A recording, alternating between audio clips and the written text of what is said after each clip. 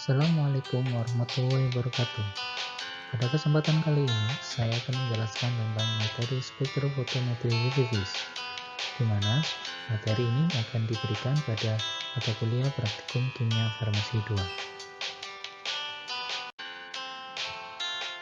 Pada bagian pertama yang akan saya jelaskan adalah prinsip dasar Spektrofotometri UV Vis. Berikut adalah prinsip dari Spektrofotometri UV Vis. Hey everybody, Professor Davis here from ChemSurvival.com and the YouTube channel ChemSurvival, and today I'm going to give you a brief introduction to UV visible spectroscopy and the Beer-Lambert Law. To begin our discussion, I've drawn a schematic on the bottom half of this screen depicting a fairly typical setup for a UV visible spectrophotometer. Now there are many different ways to build a spectrophotometer, but this is one of the simpler designs, so I thought we'd start there. It consists of a source lamp, which is something as simple as the headlamp from a motor scooter, or more complicated like a deuterium lamp or xenon arc lamp. The next device in line is what's known as a monochromator, which is two slits which separate, or are separated by, a prism or a diffraction grating. The next element of our spectrophotometer is what's known as a beam splitter, which divides a beam of light into two equal parallel beams of light. Next is the sample compartment, which contains cells for both a reference and a sample. And finally, detectors, which are devices that convert the impact of photons into electrical current that can be monitored by a computer. So now that we've defined each of the smaller pieces within our spectrophotometer, let's turn it on and see what happens. I'll ignite the source lamp, creating a variety of wavelengths of different light. This light passes through the first slit of the monochromator, ensuring that all of those light photons are traveling along parallel pathways, so that when they strike the prism, they are refracted into a rainbow of colors. So each wavelength of light is moving to a different place in space. So only one wavelength of light in this situation is going to make it through the second slit in my monochromator, striking the beam splitter and becoming two beams of equal intensity. These two beams of equal intensity will traverse a cell, a different one for each of course, one being the reference and one being the sample cell. As the beam exits these cells, it strikes the detectors, which are firing away, creating an electrical current. And you'll notice at the moment that the intensity of the light exiting both the reference and sample cells is identical. Therefore, the current generated by each detector is identical. So in this case, the intensity detected by each of my two detectors are the same. So if I were to consider the ratio of the intensity leaving the sample cell to that leaving the reference cell, I see that the transmittance of my sample cell is 100% that of the reference. So I'm going to plot that here at 0 concentration, 100% transmittance. Now let's add a little sample to that cell, something that might absorb this light. Now notice that when I do this, the intensity of the light exiting the sample cell has decreased, and therefore the current generated by its detector has also decreased. So now the ratio of intensities is no longer 100%. In this case, let's say that it's down to 50% at a given concentration, which I'm going to call X. If I add another equivalent of my sample to the sample cell, that decreases the intensity even more. Not only that, it decreases the intensity at the sample cell by a known amount, exactly 1/2 for each equivalent of sample that I add. So when I compare my new intensities at the sample and reference cells, I see that I'm now at 25% transmittance. And similarly, an incremental increase in the concentration once more in my sample cell leads to another reduction by 50%, and therefore a percent transmittance of 12.5. Now we have enough data points to see something very interesting here.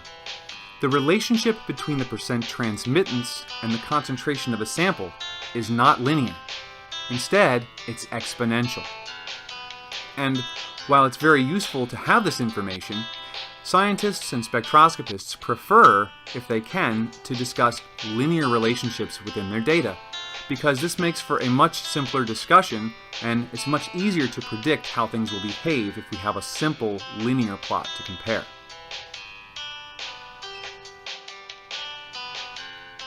This is where the Beer-Lambert Law comes in. You'll notice that right now I have an exponential relationship between my percent transmittance and my concentration. We can see that in the equation here, where the concentration is a term up here in the exponent. But what August Beer did was to convert that percent transmittance into a new unit called absorbance. And he did so by taking the logarithm, or really the negative logarithm, of the transmittance. Taking the logarithm of an exponential function creates a linear function. And so the data, when plotted as absorbance rather than transmittance, is actually considerably easier to look at.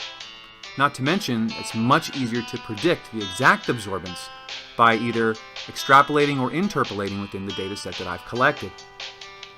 This is the utility of the Beer-Lambert Law, and the reason why we convert percent transmittance into absorbance so often when conducting UV visible spectroscopy.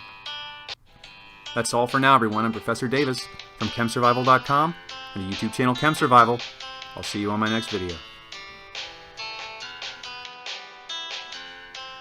I'd like to thank everyone for making. Setelah kita mempelajari tentang prinsip dasar spektrofotometri UV Vis, mari kita perjelas lagi apa itu hukum Lambert-Beer pada slide berikut ini.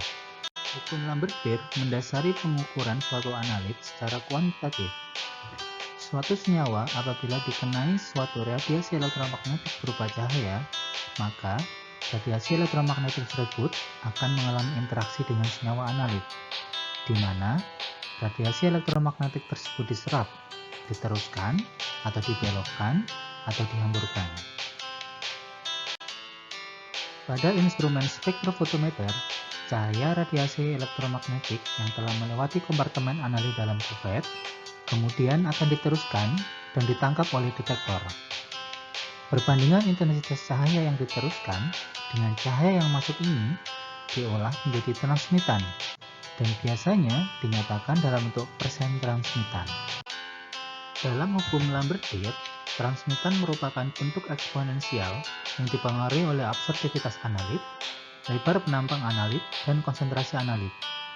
Apabila transmitan ini dirubah menjadi logaritmik, maka akan menghasilkan suatu nilai yang dinamakan absorbansi.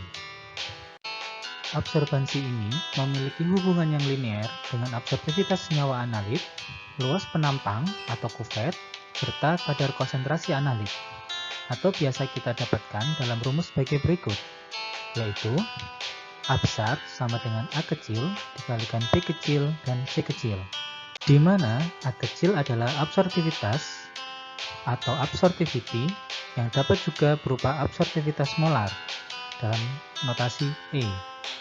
B kecil adalah tebal cairan yang mengabsorpsi sinar sama dengan tebal kuvet pada umumnya yaitu 1 cm. Sedangkan C adalah konsentrasi, biasanya dalam satuan persen, ppm, miligram per liter atau mikrogram per mililiter. Hukum Lambert-Beer akan terpenuhi apabila yang pertama, radiasi elektromagnetik berupa sinar dengan panjang gelombang tunggal atau monokromatis.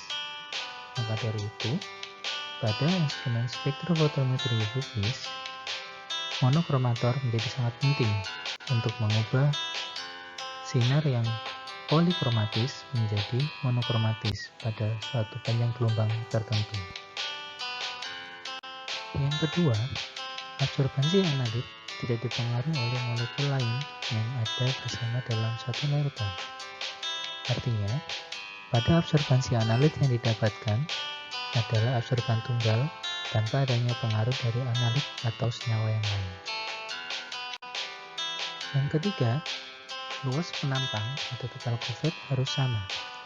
Seperti yang kita ketahui, absorbansi berbanding lurus dengan tebal larutan, sehingga pada instrumen spektrofotometri UV Vis, kuvet yang digunakan selalu memiliki ketebalan 1 cm.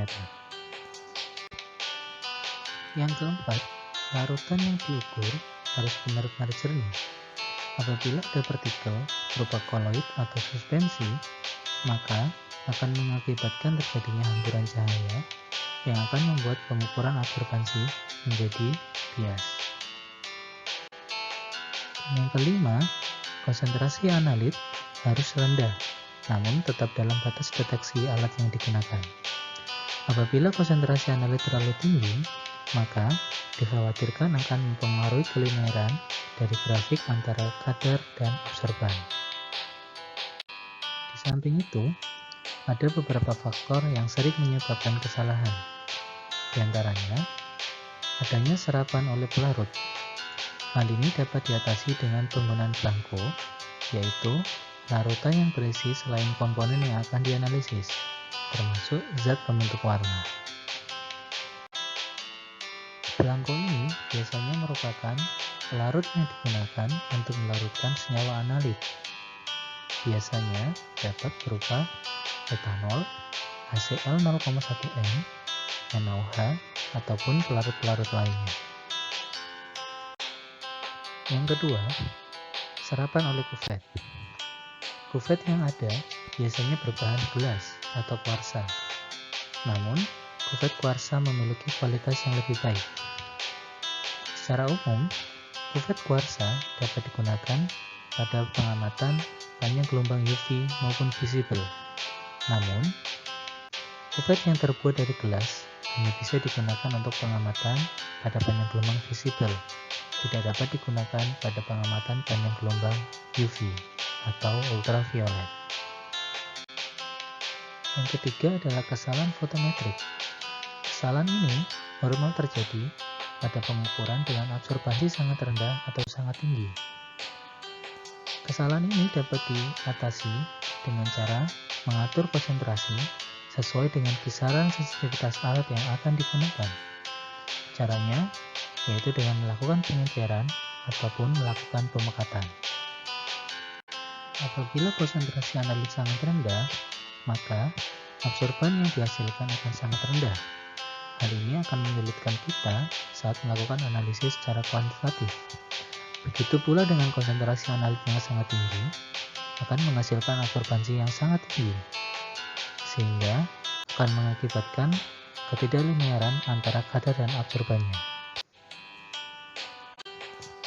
Selanjutnya adalah absorbansi analit dalam campuran.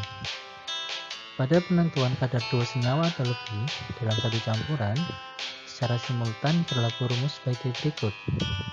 Absorban total sama dengan absorban senyawa A ditambah absorban senyawa B ditambah absorban senyawa C dan seterusnya.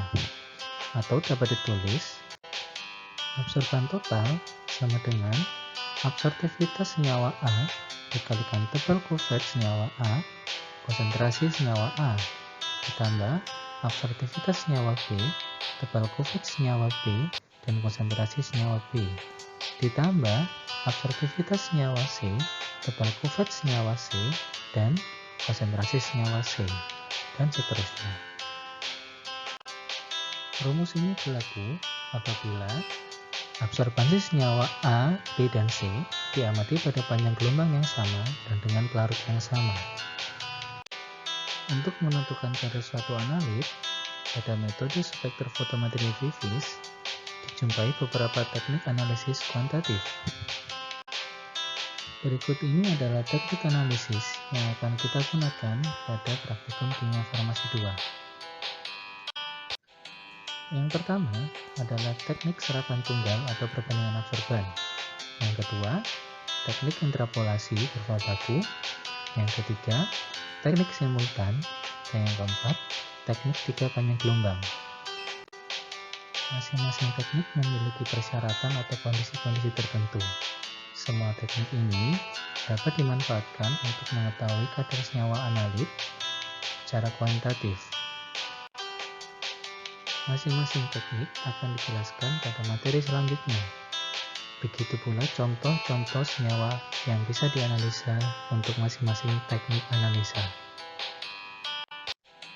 Berikut ini adalah demonstrasi cara menggunakan instrumen Spektrofotometer UV Vis. Dalam video ini akan dijelaskan cara menggunakan Spektrofotometer Thermovisor Scientific Genesis 10S. Spektrofotometer ini merupakan spektrofotometer split beam yang dimiliki oleh Akademi Farmasi Surabaya. Simak baik-baik video tutorial berikut ini. Okay, this is a short video on how to use the Genesis UV visual range spectrophotometer. The machine, when you boot it up, comes on when you hit the switch in the back. It's right next to the power cord. And as it boots up, you can see the screen, and then after a little while it'll go through a short diagnostic. You'll see the home screen where you can select which kinds of readings you want to take. Once the home screen comes on, the first setting is for taking transmittance readings, and from here you can simply make some quick and easy measurements. If you open the sample holder compartment, you can see there are 6 places on the carousel where you can load a sample. One of them is labeled as B, you can see in the carousel. That letter B shows you that that's the position to place the blank. So when the machine comes on, the blank will be the first carousel position. So go ahead and take your blank solution in your cuvette and load it into the blank carousel slot. But make sure that you orient the cuvette in the correct manner. So take a look at the cuvette. This is the wrong direction to put it in, and this is the correct direction. 2 ways to tell. You can see that there's a tiny little arrow etched on the top surface of the cuvette, and also you want to orient it so the light is going to pass through the thickest part of the sample holder, the cuvette at the bottom. Okay, so once you place that into the sample holder compartment, you can also take the sample in which you're going to take a reading of and put that into slot number 1, which is right next to it. And keep in mind that as this cassette rotates, it's going to rotate counterclockwise or clockwise, so you need to orient the arrow so that when it's in position, it's going to be in the same position as the blank. So go ahead and load that in to slot number 1. The next thing you want to do is select which kind of reading you'd like to take. So if you look up at the screen, you can see that right now it's set to take transmittance readings. And also up here in the upper right hand corner, this tells you which position of the carousel is in place for being read. You also then have in the center of the screen the actual reading that is going to be taken. So until you measure the blank, you're not going to get accurate readings here. Also, right here at the bottom is where you set for a single reading which wavelength you want to take your measurement at. The way to change it is to hit the button right here. This is set nanometers. Upon clicking that, you see that there's a new little dialog box that shows up. It says enter wavelength between 190 and 1100. So we're going to enter our 550 just by using the keypad, and then hit enter, and then you'll see that the machine will change to the new wavelength you want to read at. So let's suppose we want to read transmittance. Now make sure the first thing you do is that you zero the machine by measuring the blank. So push measure blank. This will take a few seconds. Okay, now you see it reads 100% transmittance. That way you know that the machine has been calibrated to take a reading. So then what you want to do now is you want to change over to your tube that you want to read. Click on number 1 here, but you'll see that the carousel switches from blank to cell number 1. This tells you that now the sample tube is now in place for reading in the path of the light. After you've measured your blank and rotated your sample into position, it's currently reading the percent transmittance. So it's 7.6% transmittance. If you want the absorbance value, you can simply hit change mode, and you'll have to push it several times until you see absorbance show up in the upper left hand corner. So right now then, you're instantaneously reading the absorbance value. To do that is to use the automated feature on this machine. So to access that, you want to load your samples in appropriately. Put your blank into the carousel in slot B, and put your sample into the carousel in slot number 1. Next thing you'll do is you'll look for the button that says Test on the keypads. Hit Test, and then you'll see a new menu show up. In order to do an absorbance spectrum, let's go ahead and select the term scanning right here. So when you have scanning highlighted, go ahead and hit Enter on your keypad to select it. Now here are all the settings for taking the test. And one thing you want to make sure is that you have your range set correctly. So your starting wavelength, let's suppose we want to go from 300 to 700 nanometers. So here you can highlight Start Wavelength, push the Enter button, and then you can go ahead and change now the wavelength you want to start at. So enter 300, and then hit the Enter button to select it. Then let's go ahead and go on down to the stop wavelength. Again, hit Enter, and then it'll allow you to enter manually which wavelength to stop the scanning at. So let's go to 700 nanometers. So go ahead and type in 700 and enter.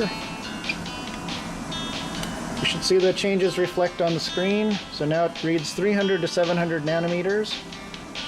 Leave the sample positioner to auto, and then use the arrow keys down here and select interval to change how frequently it's going to take a reading between those two wavelengths.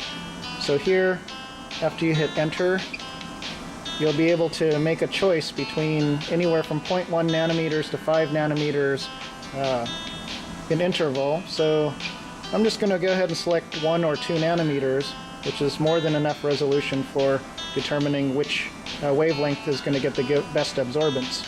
So hit Enter to confirm it. And then once everything is set, you don't need to worry about the last 3 settings. Go ahead and hit Run Test. And then now you'll see that the machine displays a graph of absorbance versus wavelength. So now what you want to do is make sure that your blank is in position and push Collect Baseline to calibrate the machine at every wavelength. So just go ahead and push that button with the blank in place. Okay, so now the machine has been calibrated at every wavelength. The next thing we want to do is, we'll take a look over here. The machine has automatically selected cell number 1 after the blank has been used. And now all we need to do to measure absorbance spectrum is to hit Measure Sample. So hit this button right here.